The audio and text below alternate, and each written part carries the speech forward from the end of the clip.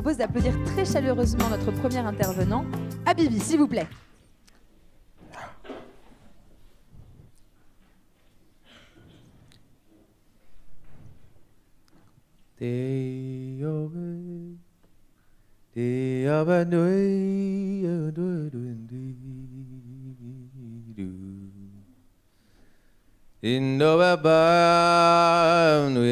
Le mec il est en train de se dire qu'est-ce qu'il fait là gars, qu'est-ce qu'il fait, il se met à chanter. Ça va durer 6 minutes, je vais chanter mon ikigai du cul. En fait c'est ma méthode pour faire éjecter le stress. C'est une méthode de développement personnel authentique. Et Claire m'a appelé là récemment, elle m'a dit ouais tu veux pas chanter et jouer surtout pour Histoire de cul et je dis attends laisse-moi juste consulter mon agenda, je vais tout barrer et je fais oui c'est bon je suis disponible. Et je me dis où est-ce que mon désir m'emmène, tu vois, c'est un peu comme dans ma sexualité, où est-ce qu'il m'emmène? Il m'emmène sur scène avec une robe, boucle d'oreille, Habibi, un dimanche ensoleillé, entouré de tous mes traumas, toutes mes blessures de rejet, tous mes traumas sociaux, au lieu d'être dans une vie plus normale. Et en plus je kiffe ça. Et ma sexualité, c'est un peu ça. Ça m'emmène dans des endroits quantiques, non homologués, catholiques et autres déconvenus. Et pourtant, j'aime ça.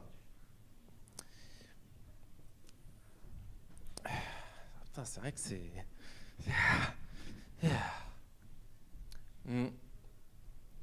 Je me suis dit, qu'est-ce que j'allais bosser? Elle m'a demandé, alors raconte-nous une histoire de cul. J'avais pas envie de partir sur un truc un peu foireux. Je me suis dit, vas-y, où est-ce que j'en suis dans le cul?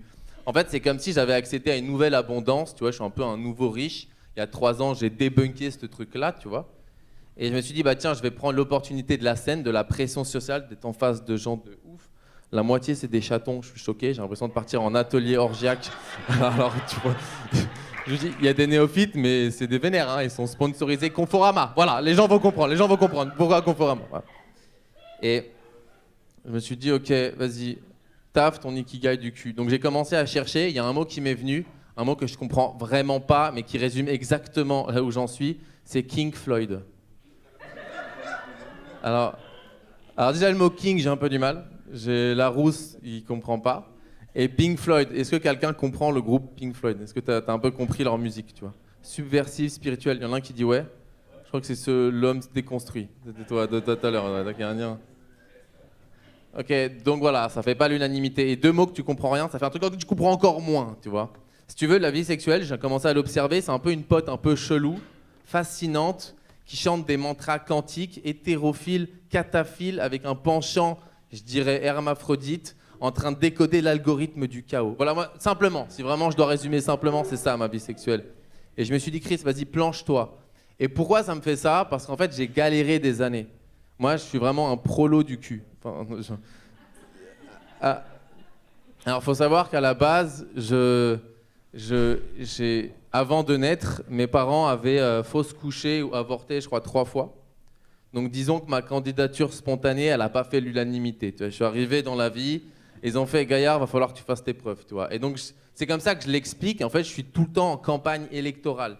Je dois plaire, je dois divertir, je dois être utile, je dois être efficace. Je dois faire mes putains de preuves, et ça s'est énormément manifesté dans la sexualité. Et j'ai construit un peu une image, Habibi, c'est du branding, il n'y a rien, c'est moi, voilà, moi en vrai tu me vois, je suis un glandu, tu vois.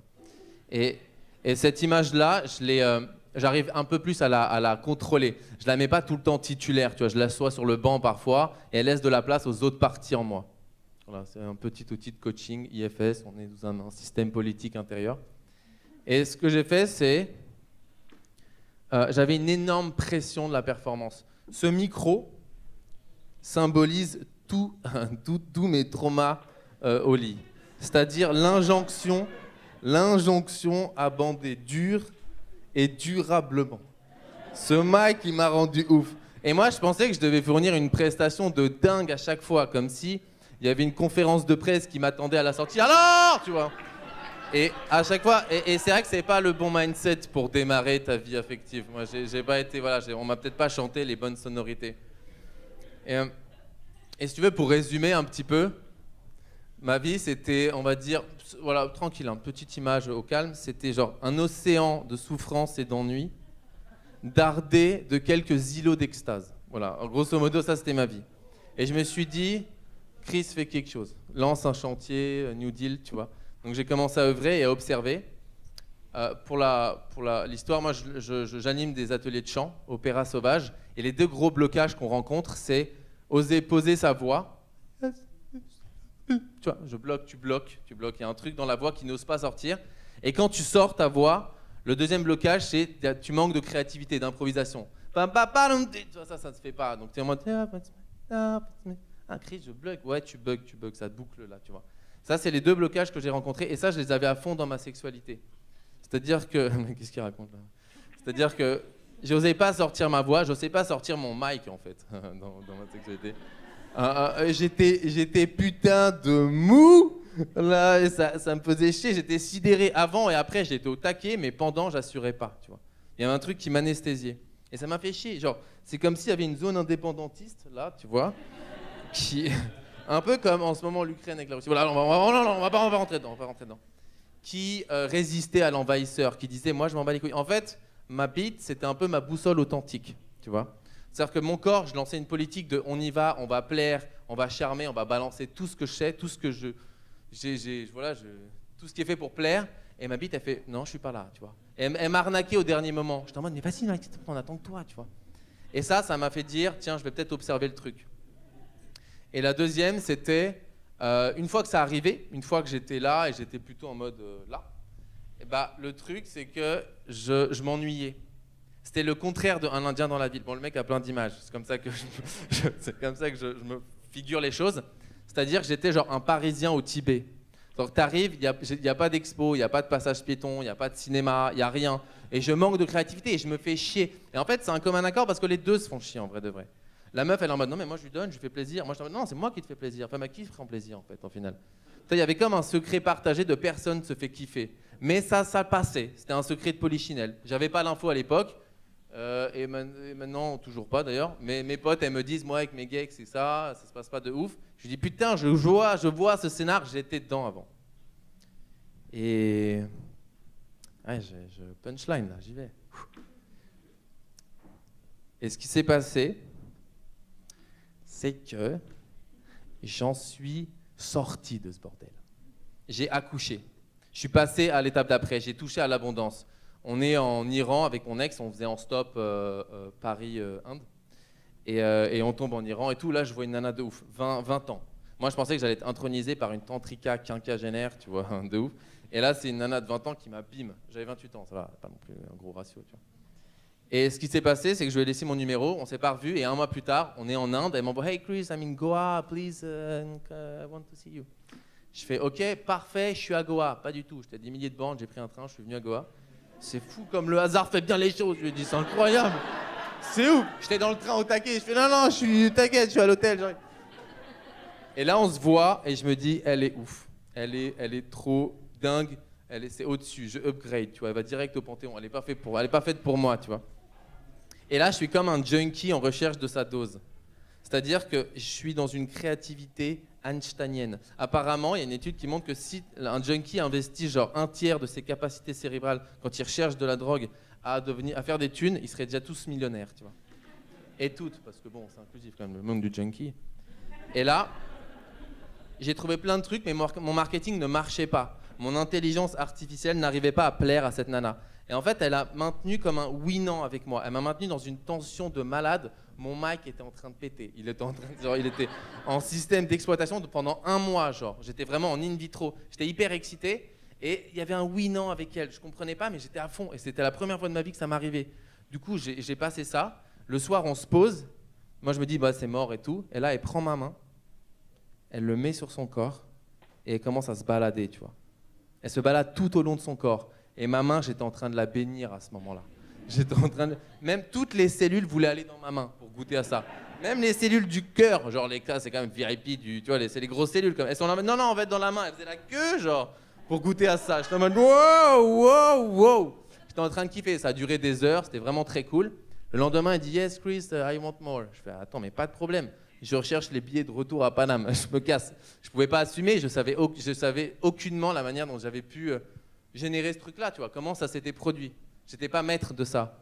Mais je loue quand même une chambre, et là, ça dure pas 3 heures, ça dure 9 heures, 8 heures, je sais plus combien de temps, toute la nuit. Et là, je débunk. Je me dis, putain, Chris, je crois que c'est un petit pas pour la soirée, mais c'est un grand pas pour ton humanité, là. Ce que tu viens de vivre. Et à ce moment-là, je me dis, ok. Donc, j'ai testé mon nouveau micro avec d'autres villes, d'autres concerts. Et ça marchait.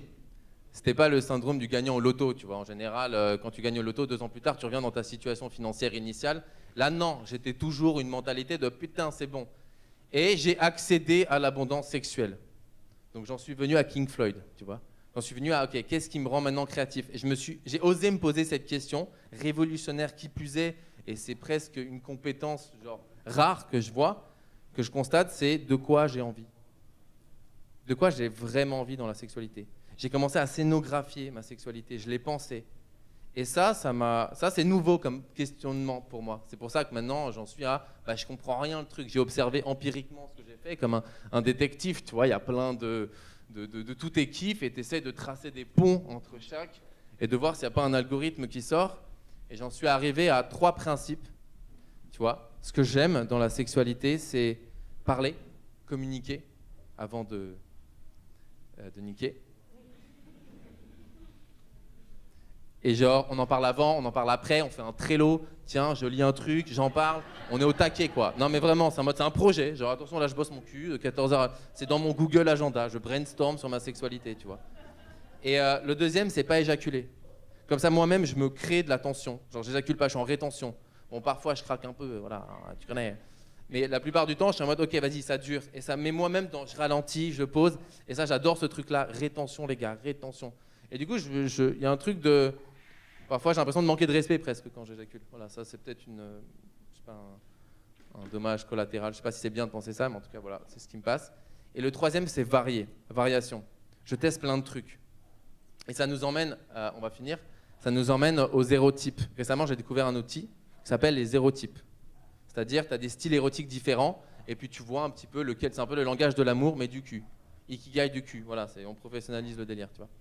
Et en gros, le style érotique qui prédomine, c'est la sexualité. C'est-à-dire, c'est génital, porno, simple, libido, je kiffe et tout. Donc, limite, je peux peut-être, pour faire des petites stats, qui se sent concerné par ce style érotique, qui plus est plutôt dominant dans notre société. Primal. Alors, Laurent Passant, on dit primal, mais Jaya disait... ok, donc c'est genre j'ai une sexualité, genre pour moi c'est simple, genre voilà, on me touche, je suis bien, c'est. Moi j'avais une injonction à devenir, à être comme ça, tu vois. Et parfois je l'étais pas, je me dis putain mais je suis pas un mec, je suis bizarre quoi. Donc ok, donc il y a quelques primos. Le deuxième c'est l'énergétique, c'est-à-dire être teasé. T'adores quand tu montes en tension, t'adores quand on te frustre, les oui-non, les petits jeux de je te touche pas, je jouis en Wi-Fi. Voilà, c'est ça, si tu veux, le truc. Qui jouit en Wi-Fi? ça passe mieux là. Ok, du Wi-Fi people, tu vois. Eux, c'est un peu les arrogants, tu vois, du style érotique, genre sans contact, nanotechnologie, tu vois, j'ai pas besoin d'ADSL, j'ai pas besoin de toucher. C'est vrai? Toi, t'as levé la main, du coup, Ouais, donc tu jouis en Wi-Fi. Donc ça t'arrive de jouir sans presque toucher? Ah ouais. Ok.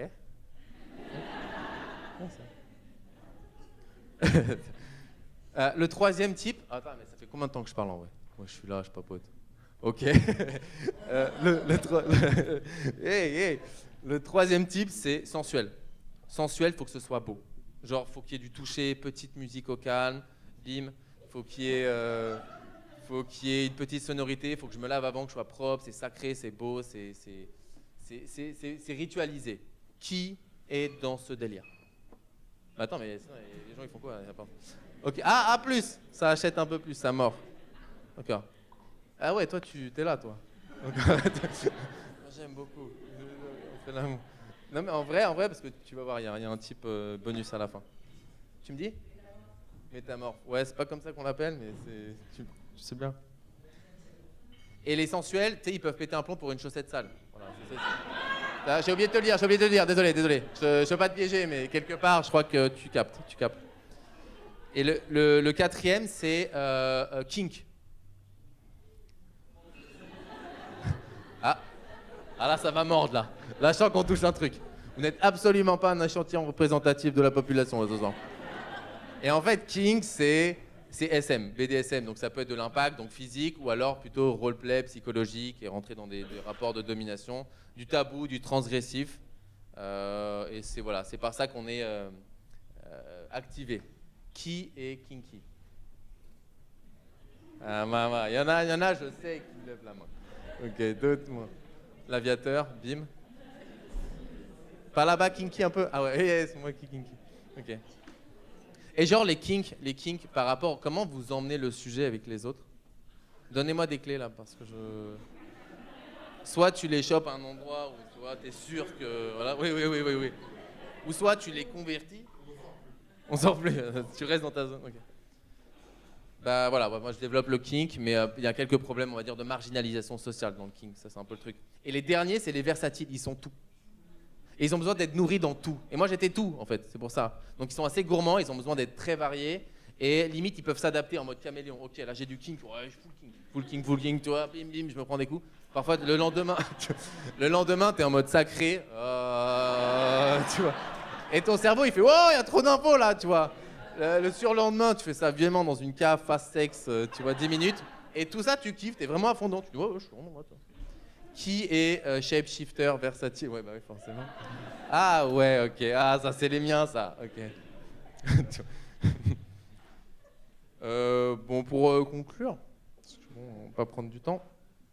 Moi, ce que j'ai réalisé, en fait, le truc, si j'ai distillé un petit peu mes apprentissages, tu vois, c'est j'ai troqué l'ambition de plaire contre l'ambition de partager. D'un coup, j'étais plus en mode putain, mais qu'est-ce que je vais faire? C'est comme mon IA, il va capter le désir de l'autre et il va se rendre le miroir des désirs, des fantasmes de l'autre. Et moi, je kiffais le faire, tu vois. J'étais même condamné à le faire en permanence. Là, d'un coup, je me dis attends, je vais kiffer moi et je vais surtout kiffer partager et échanger. Et ça, c'est un truc qui m'a débunké et ça vaut pour tout, même pour la scène. Soit je suis en mode j'essaie de vous plaire, bah, c'est un peu ce qui passe. On est là, on veut. Mais il y a à la fois genre cette envie vraiment de partager. C'est-à-dire limite, je te plais pas, je m'en fous, tu vois. Moi, ce que je veux, c'est qu'on se fasse des bonnes grosses odyssées kinky orgiaques, tu vois, ensemble.